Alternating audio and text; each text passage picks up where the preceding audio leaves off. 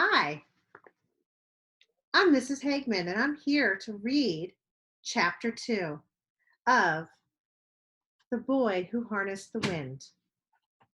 Chapter 2, Kamba. In January 1997, when I was 9 years old, my family experienced a sudden and tragic loss. One afternoon while working the fields, my Uncle John became very sick and fainted.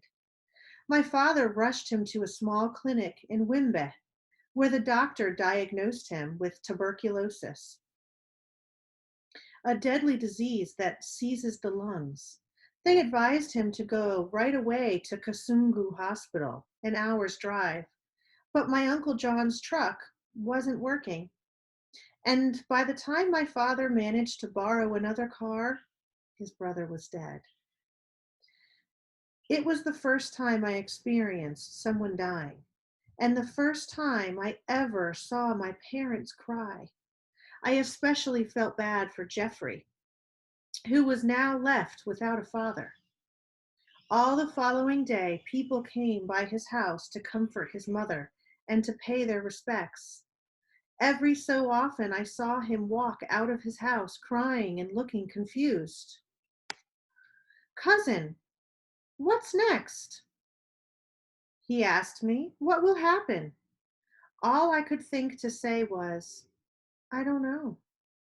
Following Uncle John's death, things became very difficult. Now that my father's brother and business partner was gone, he had to manage the farm alone. It was now up to me and Jeffrey to help keep the farm successful. We all feared that difficult times were on the way.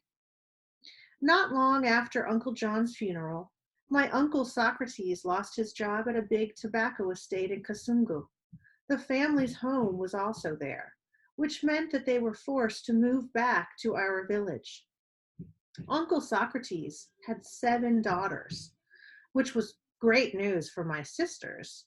I myself could not care less about a bunch of girls, but I helped my uncle unload the moving truck, and something leapt out onto the ground. At my feet stood a big, slobbering dog. "Get back!" Socrates shouted and shooed the dog away. But it came right back. Its eyes were looking straight up at me. "That's our dog, Kamba," he said. "I figured we'd bring him along to guard the chickens and the goats. That's what he did best at the estate." Kamba was the most unusual thing that I had ever seen. He was all white with large black splotches across his head and body, as if someone had chased him with a bucket of paint. His eyes were brown and his nose was peppered with bright pink dots. Unlike most Malawian dogs, Kamba was also big, but he was still just as skinny. In most other parts of Africa, dogs are used to protect homes and farms. No one buys them like pets like they do in America, and they certainly don't lavish them with rubber toys and fancy food. In Malawi, dogs lived on mice and table scraps. In all my life, I had never seen a fat dog. As Kamba sat there watching me, a thick strand of drool hung suspended from his tongue, and he smelled funny, like moldy fruit. As soon as Socrates walked inside, he jumped on his hind legs and planted both paws onto my chest. "Ugh, get away," I shouted. I didn't want people thinking that I was friends with a dog. "Go chase some chickens or something." But Kamba didn't budge. I swore he even smiled at me. Early the next morning, I tripped over something on the way to the toilet. It was Kamba, lying square in my doorway. His ears were perked and waiting. "I thought I told you to leave me alone," I said, and then stopped. I certainly didn't want to see people to see me talking to a dog. Walking back, I met Socrates in the courtyard. He pointed to the thing now attached to my shadow.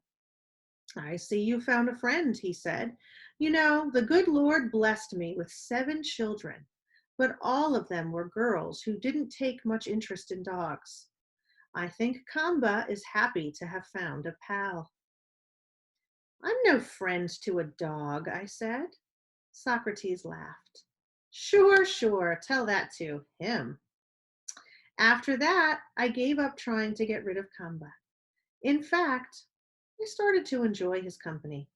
And as much as I hated to admit it, he and I became friends. He slept outside of my door each night, and when it got cold, he snuck inside the kitchen and curled up by the pots and pans. And just like Socrates said, he made a good watchdog over our chickens and goats, protecting them from the hyenas and the wild dogs that roamed the dark countryside. Even still, Kamba liked to play games with the baby animals. He chased them around the compound, causing the little goats to bleat and the mama hens to flare their wings and hiss. Whenever this happened, my mother would lean out of the kitchen and pitch one of her shoes at his head.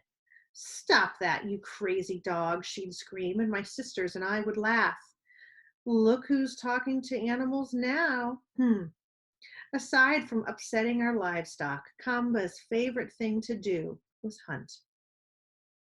By that time, going hunting had replaced most of the childhood games I used to play at home, and Kamba provided the perfect partner. During the dry season, we hunted the birds that drank from the dambo near my house, and in the rainy months, we followed them into the blue gum forest, where we set our traps and waited in the thickets. This kind of hunting required patience and quiet. Kamba seemed to understand this naturally, as if he'd been hunting his whole life. One morning, after the rains had stopped, Kamba and I headed into the forest to set our traps. As always, I kept my tools and my trap-making materials inside of a cloth sack that I tied to the end of my hoe. Inside were a rubber bicycle tube, a broken bicycle spoke, a short piece of wire that I had clipped from my mother's clothesline, and a handful of maize chaff that we called gaga, and 4 heavy bricks. I also carried 2 knives that I crafted myself. The first knife was made from a thick piece of iron sheeting. After tracing the pattern in the metal, I had taken a nail and poked holes all around the edges, and then popped it out with a wrench. I sharpened the metal into a blade by rubbing it against a flat stone. For my handle, I wrapped the bottom half with plastic jumbo bags and melted them over a fire to make them hard. My second knife was a punching tool made from a sharpened nail, also equipped with a handle. I kept them both tucked inside the waistband of my trousers. We entered the forest just past the graveyard near Jeffrey's house where the blue gums grew tall. In the distance, I could see the small mountain range called the Dawa Highlands that separated us from Lake Malawi. Some 100 kilometers away, dark clouds clung to the tops of the green hills, threatening rain. Let's hurry, Kamba. We don't want to get wet. I found a good spot off the main trail to set our trap, and then I got to work. The type of trap I used is called a chikwapu. To make it, I first cleared a small section of grass and vines with my hoe until I could see the red dirt.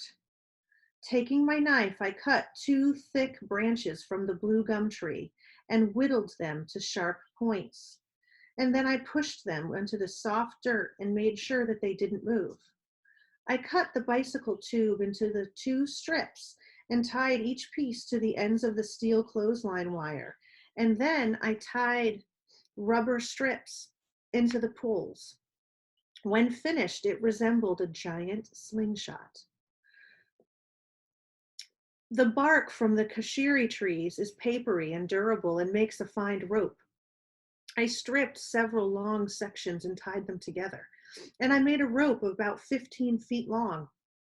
I attached it to the steel wire in my slingshot, and then I pulled the rubber as far as it would go, locking it between my bicycle spokes that were sticking out of the ground. This was my trigger. Once it was set, I stacked the 4 bricks directly behind the trap and sprinkled some gaga on the ground. Whenever birds landed to eat the bait, I'd pull the trigger and release the rubber sling, slamming them into the bricks. "Let's hunt," I said. Kamba's ears perked at the command, and he followed me into the trees. We hid behind a small bush and waited for our game. About 30 minutes later, a small flock of 4 birds swooped in overhead and spotted the bait. I felt my pulse quicken as they turned and feathered down. I was about to pull the trigger when a 5th bird landed. He was giant with fat gray chest and yellow wings. "Come on," I thought, "just a little more to the right. That's it." The fat bird pushed his way onto the group and began to feed. With all of the birds now inside of the trap, I jerked the rope. Whoop! The whole flock disappeared into a cloud of feathers and dust. "Tonga!" I shouted. Kamba and I raced out to investigate. 4 birds lay dead against the bricks, while a 5th managed to fly away.